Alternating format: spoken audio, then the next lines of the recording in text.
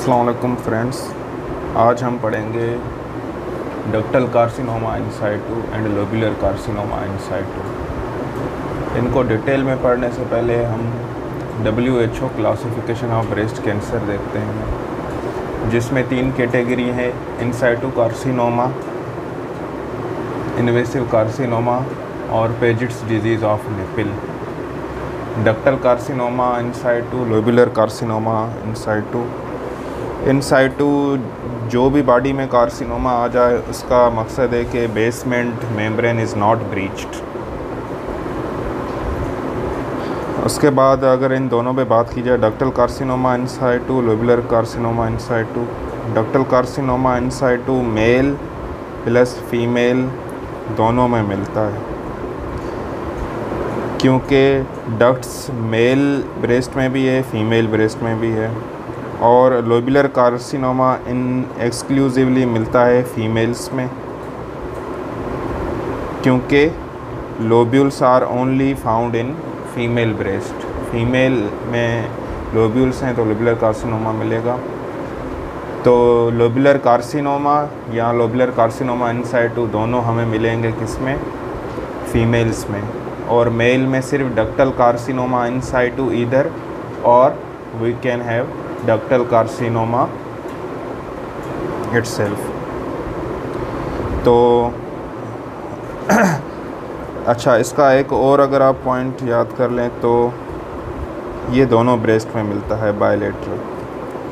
उसके बाद क्लासिफिकेशन में आ जाता है इन्वेसिव कार्सिनोमा। इन्वेसिव कार्सिनोमा में जो मोस्ट कॉमन टॉप पे आ जाते हैं, टॉप पे इसका आ जाता है कौन सा? Ductal carcinoma, most common.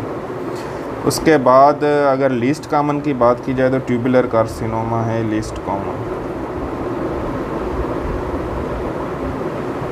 और ये कॉमन तो लीस्ट है, मगर इसकी प्रोग्नोसिस बेस्ड है, बेस्ट प्रोग्नोसिस। इसका दूसरा नाम क्रीब्रिफॉर्म कार्सिनोमा भी है ट्यूबुलर का। फिर उसके बाद आ जाता है म्यूसिनस कार्सिनोमा और कोलाइड कार्सिनोमा, मेडुलरी कार्सिनोमा और पेपिलरी कार्सिनोमा। अच्छा, मैं सही करता चलूँ, ये लीस्ट मैलिग्नेंट है, लीस्ट मैलिग्नेंट। और उसके अलावा पेपिलरी कार्सिनोमा है, ये है लीस्ट कॉमन।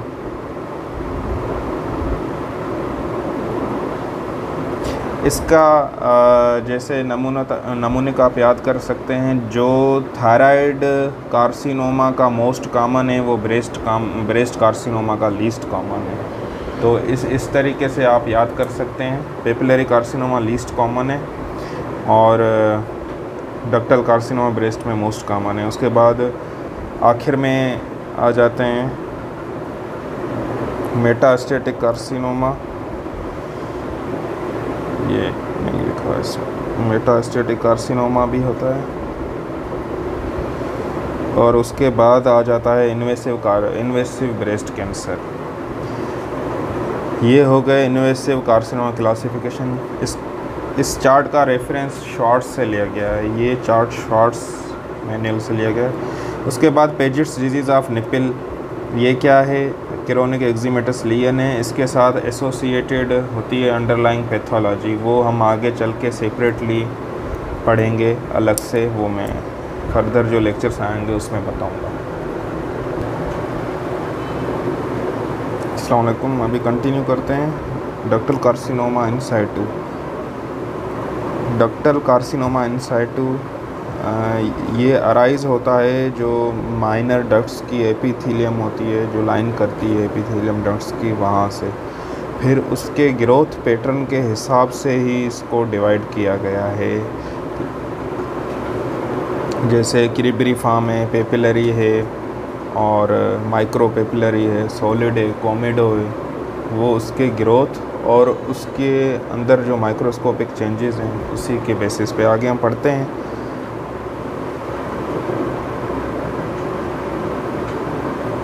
ये मैंने बताया मेल फीमेल दोनों में मिल सकता है। और और इंक्रीज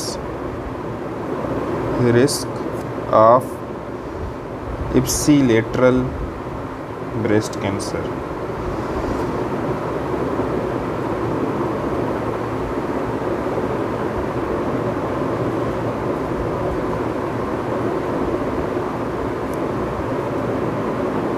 अगर इसको क्लासीफाई करें, क्लासिफिकेशन तो इसकी क्लासिफिकेशन किसके बेसिस पे है? न्यूक्लियर ग्रेडिंग और नेक्रोसिस।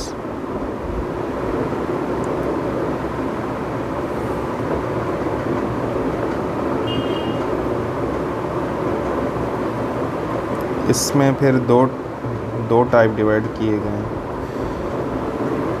एक है लो ग्रेड DCIS, दूसरा है high grade DCIS।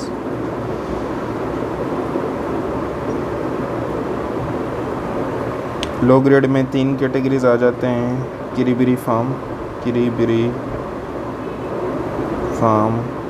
Papillary, micro papillary,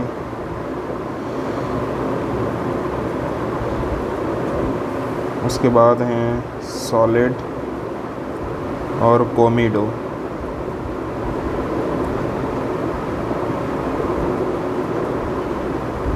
ये दोनों टाइप हाई ग्रेड DCIS में आ जाते हैं और कोमिडो में क्या हमें नेक्रोसिस मिलती है सबसे ज़्यादा। इसमें ज़्यादातर नेक्रोसिस मिलती है, इसलिए ही इसकी प्रोग्नोसिस कम और ये हाई ग्रेड में काउंट हो जाता है। अभी 2 क्वेश्चन आते हैं। एक तो क्वेश्चन है कि अगर आपसे पूछा जाए मोस्ट सेंसिटिव इन्वेस्टिगेशन कौन सी है for DCIS, most sensitive investigation कौन सी है फॉर DCIS?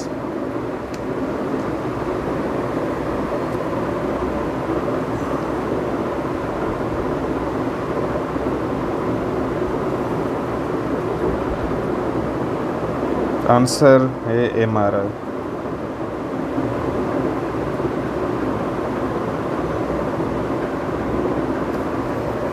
अगर आपसे पूछा जाए कि most sensitive investigation to detect microcalcification, most sensitive investigation to detect microcalcification, तो फिर आप क्या कहेंगे?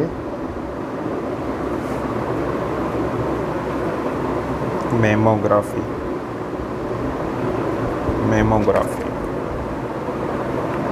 MRI डिटेक्ट नहीं करता कैल्सिफिकेशन, इसलिए मेमोग्राफी। अभी हम आ जाते हैं treatment of DCIS। Treatment of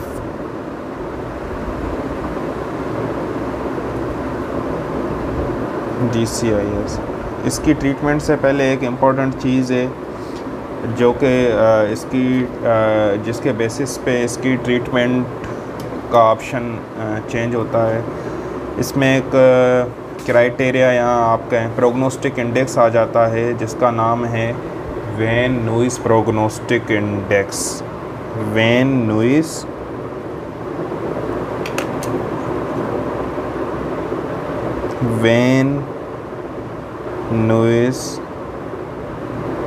prognostic index. ये हमें क्या बताता है कि patient need radiotherapy along with surgery और नॉट। जैसे इंडिकेशन ऑफ रेडियोथेरापी बताएगा। मिसाल के तौर पे अगर इस क्राइटेरिया इंडेक्स के हिसाब से हाई ग्रेड आ जाता है तो ट्रीटमेंट क्या होगी? Surgery plus radiotherapy. अगर लो ग्रेड आ जाता है तो सिंपल सर्जरी, एग्जाम्पल लम्पेक्टॉमी और वाइड लोकल एक्सिशन। अगर हाई ग्रेड आ गया या इंटरमीडिएट ग्रेड आ गया तो सर्जरी प्लस रेडियोथेरापी। और अगर एक्सटेंसिव डिजीज़ है विथ हाई ग्रेड तो उसकी ट्रीटमेंट भी मैं आगे आपको बताऊंगा, वो मेस्टेक्टॉमी होती है। अच्छा, when noise prognostic index. When noise prognostic index के क्राइटेरिया क्या हैं?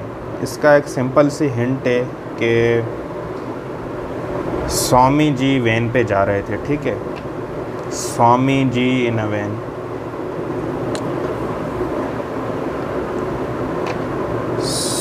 स्वामी जी वैन पे जा रहे थे मीन्स स्वामी जी आ जाता है। इसके क्राइटेरिया क्या क्या हैं वेन नॉइस के सारे, और when means when noise prognostic index, और ये किस में, DCIS में देखते हैं। तो इसके नमूने किस में क्या आ जाएगा? Size of tumour, size of tumour, width of margin, margins, age, और M ये छोटा आई है फॉर माइक्रो कैल्सिफिकेशंस, और G है ग्रेड। तो अभी इंशाल्लाह कभी नहीं भूलेंगे आप वेन नॉइस प्रोग्नोस्टिक इंडेक्स। उसके बाद 4 कैटेगरी आ जाती हैं इसकी ट्रीटमेंट में। सबसे पहली आ जाती है नॉन पाल्पेबल, नॉन पाल्पेबल। फिर दूसरी आ जाती है लो ग्रेड। फिर तीसरे पे आ जाता है DCIS विथ लिमिटेड डिजीज़, और फिर चौथे पे आ जाता है हाई ग्रेड एक्सटेंसिव डिजीज। अगर ट्यूमर नॉन पाल्पेबल है तो simple excision by needle localisation,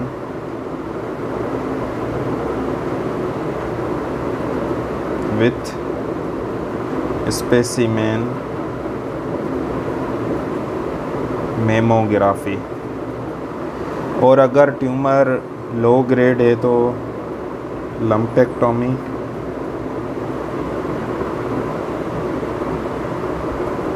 या वाइड लोकल एक्सिशन। और अगर लिमिटेड डिजीज़ है तो क्या होगा? लंपेक्टोमी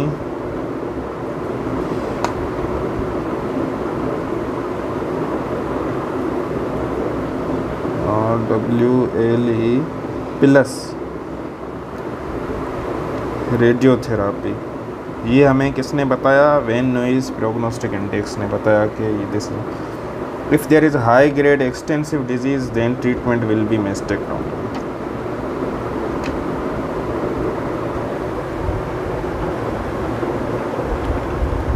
तो फ्रेंड्स अभी हम पढ़ेंगे लोब्यूलर कार्सिनोमा इन साइटू। जैसे ये एक्सक्लूसिवली फीमेल्स में मिलता है क्योंकि लोब्यूल्स होती फीमेल्स में हैं, और ये बायलेटरल मिलता है। इसकी एक ये करेक्टर है कि ये दोनों ब्रेस्ट में मिलता है, जिसकी वजह से बायलेटरल कार्सिनोमा के चांसेस भी बढ़ जाते हैं। Arise from terminal duct lobular units, और ये मल्टीसेंट्रिक होता है और बायलेटरल होता है। उमूमन एग्ज़ाम्स में ये क्वेश्चन पूछा जाता है, अगर कोई टॉक्स या कोई भी आ जाए तो what is difference between multicentric and multifocal. Multicentric और मल्टीफोकल में क्या डिफरेंस है? It's very simple. अगर एक ही ब्रेस्ट में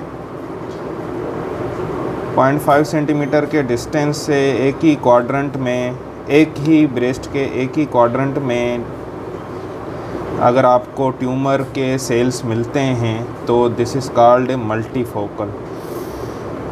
और उसके बाद अगर आपको डिफरेंट क्वाड्रेंट्स पे लंप या ट्यूमर सेल मिलता है तो दिस इज़ कॉल्ड मल्टीसेंट्रिक।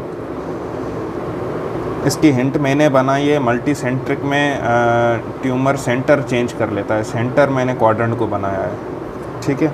उसके बाद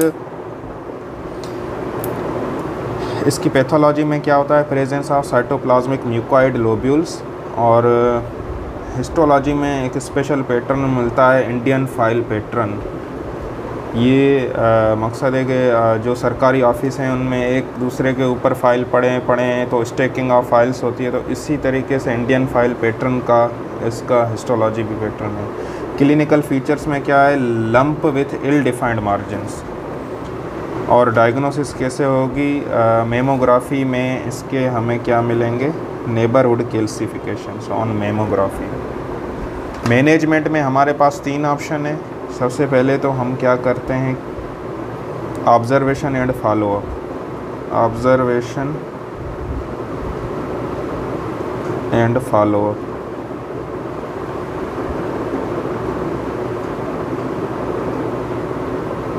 उसके बाद दूसरा नंबर पे है कीमो प्रिवेंशन।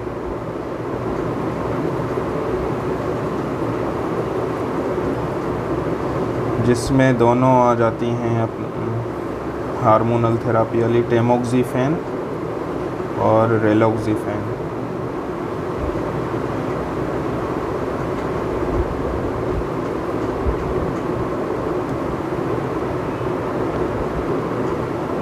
तीसरे पे आ जाता है प्रोफाइलेक्टिक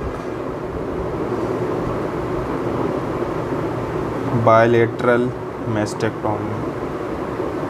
क्योंकि मैंने शुरू में ही बताया कि दोनों साइड के ब्रेस्ट इन्वॉल्व होते हैं और लोबुलर कार्सिनोमा में स्विच हो सकता है, लोबुलर कार्सिनोमा इन साइटू, इसलिए। तो बिंगो, थैंक यू।